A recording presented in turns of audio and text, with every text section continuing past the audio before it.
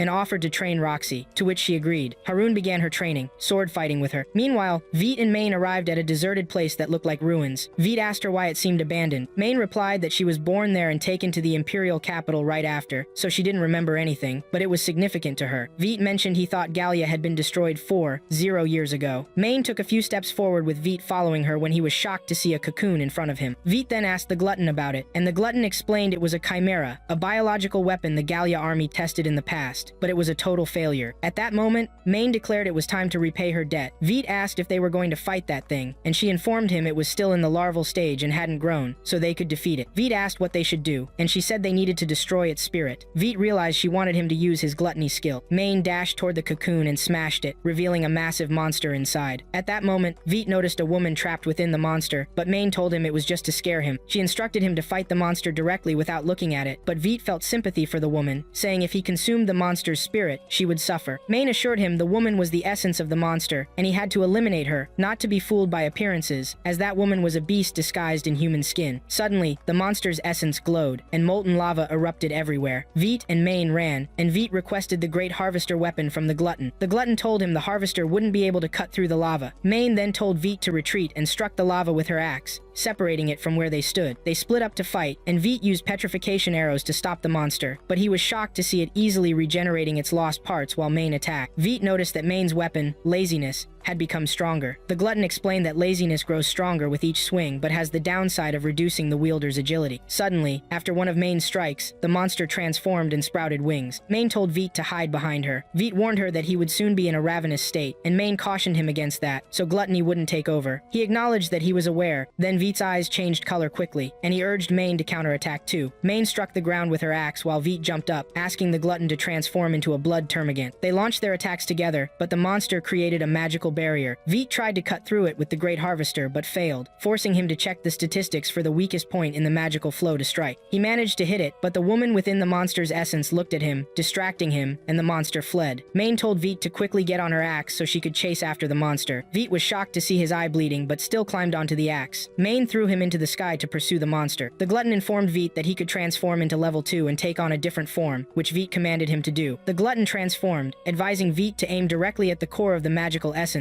but to be cautious. As Vite was about to aim at the monster, the woman captured him in a magical barrier, declaring she would burn herself and wanted to kill him with her, but Vite was quicker, stabbing her in one smooth motion with his blade. At that moment, Vite saw distorted memories of a group of people but didn't recognize who they were. After that, his gluttony skill activated, but he was surprised not to feel his usual thrill. The glutton explained it was because he had just consumed one of his peers. Vite then asked Maine if she knew that woman. She told him that if anyone became a chimera, they had to be killed. Vite then asked her to kill him if he ever lost control one day, as she was the only one who could stop him. Maine hugged him, promising she would, and thanked him. Afterward, he told her he would head to Babylon and asked where she was going. She said she had promised the others to build a village for them and had a feeling he would be dead before their second meeting. At that moment, Vite received the magical shield, and Maine left. Vite asked her to wait and help him increase his stats, but she was gone. As events unfolded, Vite arrived at Babylon, the stronghold that separated the kingdom from Gallia, where the walls were made of steel that had withstood monster attacks for thousands of years. On the way, the glutton pointed out the Babylon gate leading to Gallia. Vite asked if he knew the way, and he replied that he had come with his previous wielder, who had died and left him behind. Then, Vite reached the northern gate of Babylon and was shocked to find that the meat skewer there cost 5 times what it did in the capital. Suddenly, a procession of Babylon's new lord arrived from the capital, and Vite was astonished to see that it was Roxy. Then, the greedy one started to tell Vite that Babylon included various warriors like skilled mercenaries, former sacred knights, and those who held grudges against the sacred knights. He emphasized that if someone was strong enough, their mistakes would be forgiven in Babylon, as they needed all the help they could get to deal with monsters. At that moment, Vite thought it seemed like the perfect place for him. Meanwhile, someone greeted Roxy, introducing himself as Northern Alistair, explaining that he was honored to serve Lady Roxy, heir to one of the 5 families. Roxy asked if he was in charge of keeping order in Babylon while her father was away, and thanked him for his service. Northern confirmed he was indeed responsible for order, but admitted he couldn't save Mr. Mason and apologized for it. Roxy encouraged him to lift his head, assuring him that she was there to follow in her father's footsteps, and that they needed to defend Gallia from the monster hordes. Roxy then shook his hand, and Miria noticed that Northern was staring intently at her. At that moment, Miria suggested they should go save Lady Roxy since she was in danger, but Mogan grabbed her by the neck, saying she was foolish and that messing with a sacred knight could cost her life. Meanwhile, Roxy asked them to walk with her around town, while Vite wandered, thinking he needed 10 gold pieces for a room and another for breakfast, realizing his money wouldn't stretch far. Suddenly, the greedy one told him to stop, saying there was a sheath that felt like it was calling him. Vite looked at the sheath and commented that it seemed pricey. The greedy one begged him not to be stingy, claiming he could make a fortune hunting monsters. Just then, the sheath vendor showed up, asking Vite if he was looking for him. Before Vite could reply, the vendor rushed over, examining his cloak, and saying the burns looked like they were from fireballs, probably something hotter. Vite asked in surprise if he could really tell that, and the vendor confirmed he could. The greedy one told Vite that the man's eyes were great at noticing details, so they should buy the sheath. When Vite asked about the price, the vendor said it was just for display, but he could make a proper sheath for Vite's sword. Vite agreed, and as the vendor began working, he admired Vite's sword, saying he had never seen one held with just one hand. Then the vendor thought for a moment and told Vite that if he wanted a sheath for this sword, it would be about 500 gold pieces. Vite took his sword and left, telling the vendor to forget it. He continued on, telling the greedy one that the prices were too high in Babylon, and they should first figure out their daily needs before thinking about such luxuries. Just then, someone called out to Vite, asking if he wanted to work as a volunteer soldier in the capital. Vite declined, saying he didn't want to join anyone. The man guessed that he was a former knight, but his his appearance didn't support that. The man and his friends then walked away, leaving Vite behind. Here, Vite decided to improve his appearance to avoid being picked on by people like that man. He then went hunting for monsters and earned a lot of money. When he arrived in Gallia, there were monster bodies everywhere, and the smell was awful, along with toxic algae spores floating in the air. The greedy one warned Vite not to breathe deeply, or the algae would grow in his lungs. He told him a delegation of monsters was heading their way, the orcs, a common type of monster in Gallia, adding that they use simple weapons but were very smart. He advised Vite to fight them as if he were fighting humans. Vite drew his sword, thinking it would be a good chance to test the skills Aaron had taught him, but he was surprised to see the same man who had offered him a spot joining the fight against the orcs. He hesitated, but the greedy one urged him to move forward and fight the orcs, since he wanted a new sheath. Vite tried to hesitate again, but the greedy one insisted there were too many orcs, and it looked like they were planning to ambush the monster hunters from both sides. Vite was swayed by his words and charged at the orcs, who started shooting fire arrows at the hunters. At that moment, the greedy one transformed into a powerful shield that looked like a fortress, telling Vite to start running toward the orcs and not to stop. Vite quickly carried out the command. As he charged at the orcs, every orc that touched his shield exploded and fell to the ground. When the battle was over, Vite was surprised that the skill of greed hadn't activated this time. The greedy one asked him if he felt that way since he took down the monster, Haniel. Vite confirmed that he did. The greedy one said they now needed to cut off the orcs' ears and head back to the city to claim the reward. So, Vite collected the reward, but other monster hunters threatened him, accusing him of trying to steal their loot. They started ganging up on him to take the reward, but he fought them off successfully. Meanwhile, the clerk in the reward office finished counting the orc ears and gave Vite 100 gold pieces while calling him Mr. Corpse. Suddenly, he heard Roxy's angry voice asking if he was responsible for the chaos. Moments later, Roxy acknowledged the situation. He only attacked them after they started it, and his actions were in self-defense. Vite then asked what his fate was now, and Roxy said he had somewhat overreacted, but she wouldn't punish him this time since she was partly to blame for the disorder in Babylon. Roxy then turned to the monster hunters and told them she'd overlook their actions too, as long as they spent the night in jail. At this point, Vite got lost in memories with Roxy. She called him, wondering if he was listening, but Miria informed her that he wasn't, and began to attack him, insisting he should show his face when talking to Lady Roxy. Mogan told her that masks were part of a warrior's gear, while Roxy asked her to stop that. Vite thanked Roxy, but she asked for his name. He told her he was called Corpse. Roxy then asked him not to cause any more trouble and advised him to pay more attention to his appearance, as it was a bit distracting. Suddenly, Vite darted off in front of her like a cannonball, making her wonder what was wrong with him. Mogan informed her that Vite looked thin and seemed weak at first glance, but he questioned what kind of warrior he was since he had defeated everyone. Meanwhile, Vite wandered around town, chatting with the greedy one, guessing that Roxy hated him. At that moment, a vendor appeared in front of him, telling him he heard about Vite's victory over the savages and offered him to wear his equipment in battles. He introduced himself as Jid, mentioning he opened his shop 3 months ago. Vite realized that Jid wanted him to wear the gear to promote it and boost his reputation in town. Jid admitted he had been looking for a suitable warrior for this and asked if Vite wanted to work with him. Vite stood up and shook Jid's hand, confirming there was no reason to refuse such an offer. Shortly afterward, Jid got Vite ready to look like a real warrior. The greedy one marveled at how good he looked, while Jid said the whole outfit only cost 80 gold pieces. The greedy one was shocked, thinking Jid wouldn't charge him since Vite would be promoting his gear. However, Jid offered to take only half the price. After that, Vite went off to find something to satisfy his hunger. He entered a lively tavern and saw many people gathered around a woman. The moment Vite glanced at her, he felt a strong attraction. The woman approached him, confirming she had been waiting for him and even called him by name. Vite was surprised and wondered how she knew him, even with his mask on. The woman told him they were peers after all, and that she was Eris the Desire. After that, the two sat together. Eris asked Vite to take off his mask because she wanted to see him up close. Vite asked her why she was waiting for him. She explained that she had been watching him since he was in the capital, and when the skill of greed was about to fade in him, she thought about talking to him but hesitated, knowing he would meet the greedy one sooner or later. Vite then asked if she knew about Maine too. She replied that she came from the second generation and didn't really know anyone from the first generation. She then congratulated him on killing Haniel, clarifying that all chimeras come from the capital of Gallia, which made her curious about who transferred the cocoon to where it was found. She mentioned that there were probably many more cocoons, which would be dangerous, and the sacred knights wouldn't be able to handle them. Eris quickly explained that she was waiting for him because she was the protector of the kingdom along with her skill, and as a guardian, she put the kingdom's interests above anyone else's. Vite asked her what she was after, and she said, Roxy Hart. Meanwhile, Roxy was going over Northern's plans, who informed her about an urgent situation in the east of the capital. She ordered him to head there immediately. Meanwhile, Vite was furious with Eris, accusing her of madness for wanting Roxy dead, arguing that this would just lead to a new generation of crowned humans. He insisted suggested that killing Roxy wouldn't do any good for anyone. He then left, determined to protect Roxy, while Eris noted internally that the plan had already started. Roxy learned from Nordrin that they had lost contact with the forces sent to gather raw materials from Gallia, so she ordered Nordrin to get the troops ready to chase after them and rescue them immediately. Meanwhile, Jid was telling Veit that he needed magical crystals to make the perfect sheath for his sword, as they were hard to find. However, he had recently heard that the royal army was watching over the supply of magical crystals, so the greedy one suggested to Veit that they go collect the crystals themselves. Veit asked Jid where those crystals were, and Jid said they were in Gallia. Veit declared he would go get them, and Jid informed him he would get a discount in that case, handing him a map that belonged to his teacher, who was a soldier in his youth. He explained that the marked places were far to the south,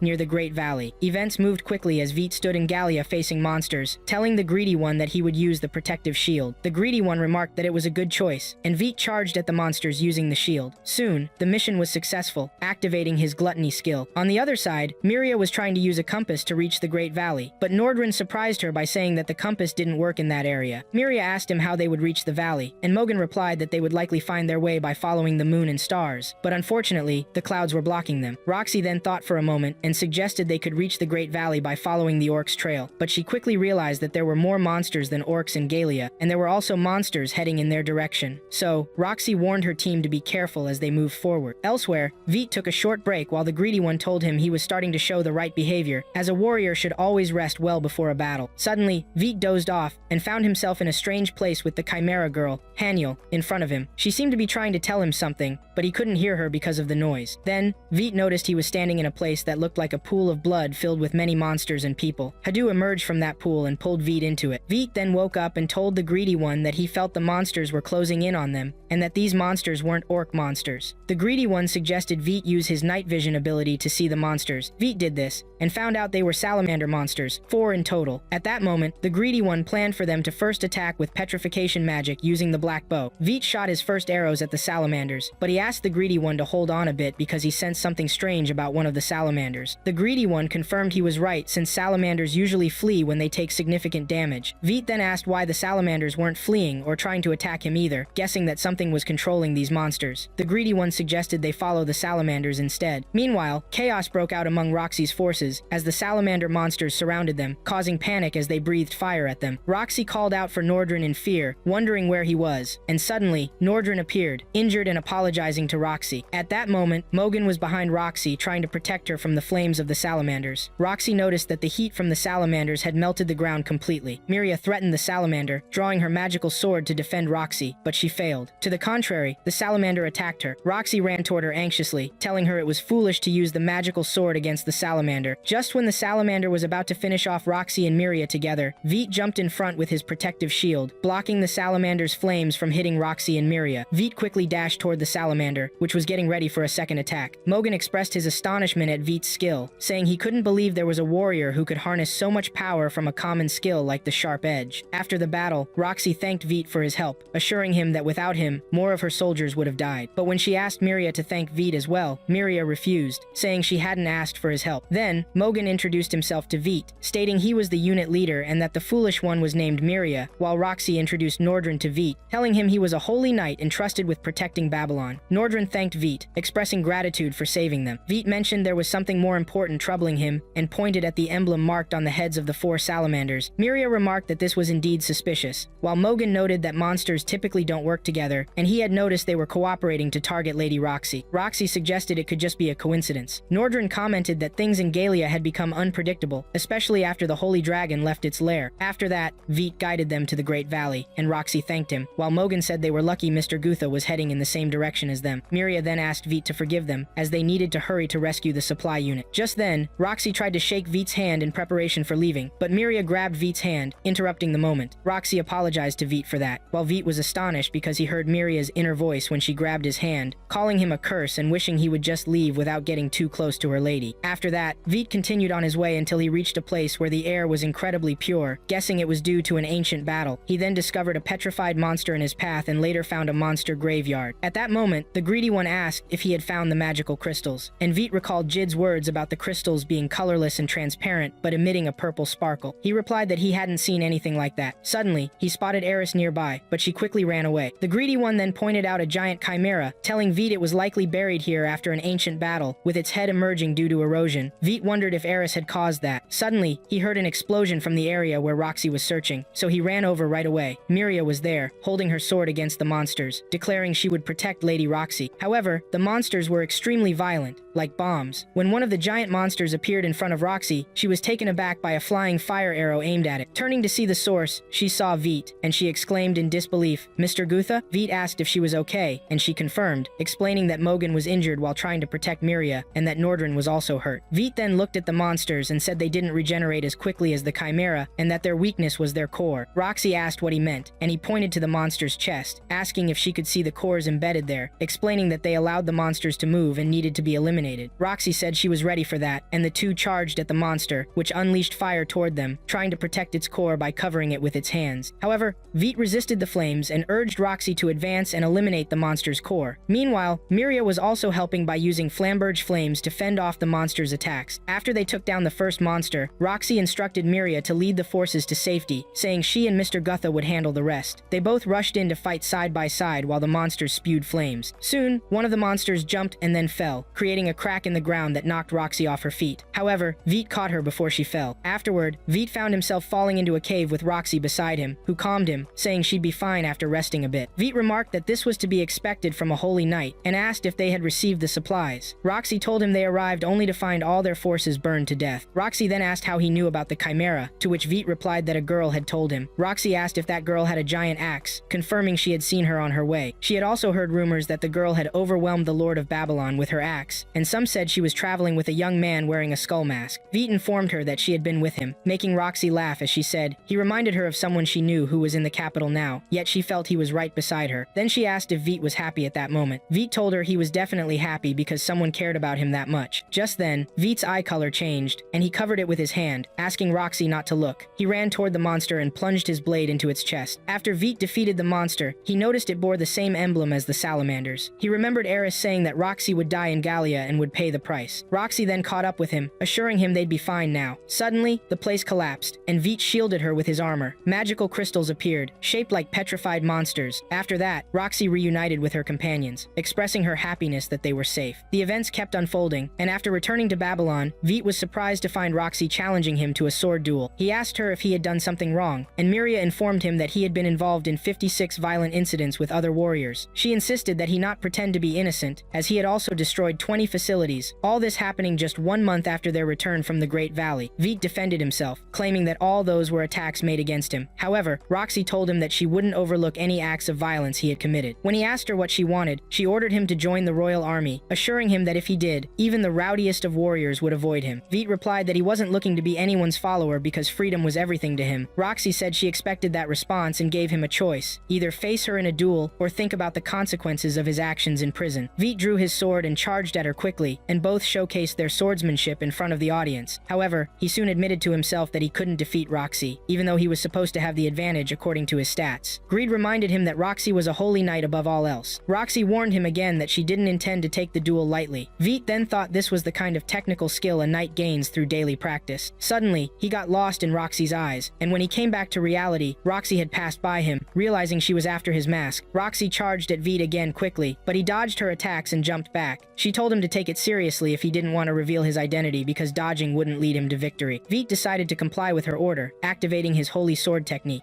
The onlookers, including Roxy, were astonished, and she asked how he could use that technique without holding a holy sword. He explained that his sheath was specially made for his sword, enhanced for holy sword techniques, and crafted from magical crystals he gathered from the Great Valley himself. Roxy, puzzled, asked if he was a former holy knight since he had the ability to wield such techniques. Veet confirmed that he was just a warrior, and then he charged fiercely at Roxy, who immediately blocked his sword. As a result of their clash, they both staggered back. Veet then noticed the necklace Roxy wore, made from the raw gemstone he had given her her, and his mind wandered slightly. Roxy swiftly knocked his sword away, saying he had left a gap. Veet admitted she won and picked up his sword again. Miria arrogantly stated that Roxy wouldn't lose to someone like him, while Roxy asked Veet why he suddenly eased up during the fight. When she asked what she meant, she warned him not to pretend to be foolish. Veet tried to ignore her words and walk away, but she stopped him, asking if he learned his fighting skills from Mr. Haroon. She confirmed she knew because she had also learned from Haroon on her way to Babylon. She then recalled when Haroon told her he decided to wield the sword again after meeting a young man heading to Gallia, affirming that this young man possessed immense power that had caused him trouble. At that moment, Roxy tried to offer Veet something, but he interrupted, stating the problem was his own, and advised her to think about protecting herself in Gallia only. Veet turned to continue on his way until he was stopped by Mogan, who said it was impressive, and considering his skills, it was no wonder he had been able to kill that beast. Veet paused for a moment when Mogan asked if he thought someone was controlling that beast. He explained to Mogan that he had examined the beast after killing it and noticed it had the same salamander insignia. Mogan responded that his family had studied Gallia's lost technology for generations, mentioning that both his father and daughter were skilled researchers. Veet elaborated that the Chimera was an artificial monster specifically created using Gallia's technology and offered Mogan the chance for his daughter to examine one of the Chimera beasts. Mogan, suspicious, asked if Veet was trying to get to know his daughter, and before Veet could answer, Mogan nervously raised his weapon, insisting he wouldn't let him meet Rain. Mogan then began to chase after him. In the lab, a researcher was telling Rain about rumors that Rafal had locked himself in his room to study the Philosopher's Stone. Rain was surprised, asking, "The Philosopher's Stone?" The researcher told her that Rafal might have obtained it from Timbrin, since he had traveled there before Hadu died. Rain quickly picked up a book, searching for the Philosopher's Stone, saying it could heal all injuries and grant immense power, but could also overpower one's mind and body. Meanwhile, Veet was at the inn, reflecting on what Maine had told him regarding aiming for the E-Realm. He asked her what the E-Realm meant. Maine explained it was a power level where the Holy Dragon existed, and if he couldn't reach it, he wouldn't be able to fight the dragon. She also warned him not to push himself too hard, cautioning that he could lose control and let his skills surpass him. Suddenly, an alarm jolted Veet from his thoughts, while Northern informed Roxy that a death march was approaching. Roxy decided to move to confront them, and Veet followed to assess the situation, remarking, "So this is the death march." At that moment, Roxy arrived with her royal army. Greed warned Veet that something was approaching from the east, and as Veet looked around, he saw that it was moving through the ground like a whale in water, its size enormous. Realizing the creature would soon reach the royal army, he warned that Roxy and the others would get into big trouble if they faced a surprise attack. Determined, Veet used his bow, planning to charge his shot with a greed skill boost to fire a spiraled shot at the underground creature. The creature then appeared before him, and he jumped up, charging at it with his sword. He recognized it as the Earth Violator Omega Slime, a monster with an endurance rating over 10 million. Greed advised him that even the Holy Knight wouldn't be able to face this beast, and urged him to transform into magical armor. As the Omega bombarded him with its noxious DNA, Veet quickly put on the protective armor. Greed warned him not to touch the Omega's DNA, emphasizing it contained corrosive magic, and that he would die if he did. He also cautioned that splitting the Omega would spread its DNA everywhere, causing Veet's bones to corrode completely. Veet then asked what they should do. Greed suggested using fireballs to eliminate the Omega, and Veet complied but was shocked when the Omega vanished for a moment before falling through a crack in the ground and continuing toward the royal army. Veet tried to follow it, but the Omega cut him off by splitting into smaller parts that began to attack him, trying to delay his efforts to save the royal army. However, Veet quickly defeated them and started devising a plan to eliminate the Omega. He transformed Greed into a blood raven and launched his spiraled shot at the beast, only to be taken aback when it was still alive despite draining its life. He couldn't believe what was happening. Suddenly, a masked figure appeared, and Veet charged at him, demanding to see his face. But the masked figure swung his weapon at Veet, which was a lethal sin weapon. As Veet got closer, multiple Omega cut him off, revealing that the Omega was still alive due to its ability to split. The essence of the Omega itself could separate, allowing it to survive. Veet quickly dealt with the nearby Omega and aimed his arrow at the masked figure, but the figure deflected his shot with a magical barrier. Veet charged at the masked figure with his sword. The masked figure told him he was wasting his time. Veet was shocked, realizing he had believed the masked figure was Iris, but the figure pushed him away and started firing at him. Even with protective armor, Veet was hit and bled. He then tapped into the greed skill to reach the E-Realm level